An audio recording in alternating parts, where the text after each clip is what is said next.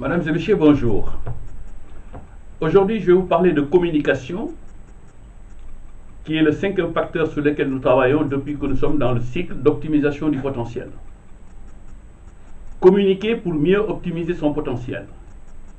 Alors, chaque entité que nous avons traitée jusqu'à présent, c'est-à-dire un pays, une entreprise, un individu, doit communiquer pour optimiser son potentiel. Qu'est-ce qu'elle fait en matière de communication? Quand l'entité communique, elle doit informer sur des projets, informer en temps de crise. Elle doit transmettre des informations, transmettre des directives. Elle doit échanger avec des protagonistes, échanger avec des interlocuteurs, avec les citoyens, avec ses clients. Elle doit dialoguer.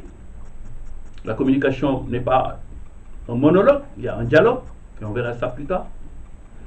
Et surtout, elle doit écouter les différents interlocuteurs pour mieux transmettre les messages. Et aussi, elle doit convaincre. Parce que l'objet de la communication, l'objectif final de la communication, c'est de convaincre. De convaincre du bien fondé du projet qu'on présente, du bien fondé de l'information qu'on transmet. Donc, à ce titre, il est très important que certaines précautions soient prises pour que la communication passe bien. Parce que la communication n'est pas manipulation, elle n'est pas propagande. Ces deux aspects, je dirais, interviennent par rapport à des motivations différentes. Alors nous, quand on parle de communication, on veut que la cible puisse être atteinte, je dirais, efficacement. Donc nous veillerons à ce que ces éléments puissent être mis en avant dans les développements futurs.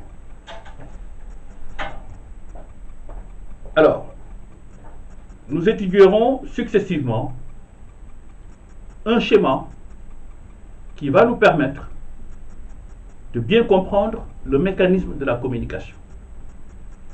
Nous verrons ensuite quels sont les obstacles qu'il faut surmonter pour que la communication passe bien. Et à la fin, nous verrons comment communiquer efficacement. Je vous remercie.